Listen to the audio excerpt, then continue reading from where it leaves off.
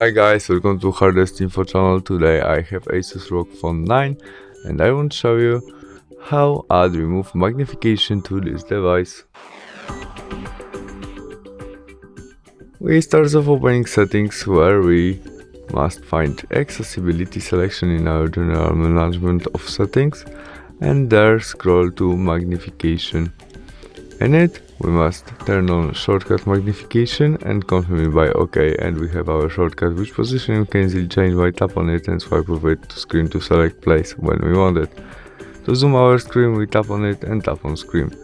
We can also change position of our zoom using two fingers and swiping with it on screen. We can zoom on zoom out, and when you zoom on you can go up and down using one finger. To turn off it, press again on your shortcut. And that's all, thanks for watching, bye!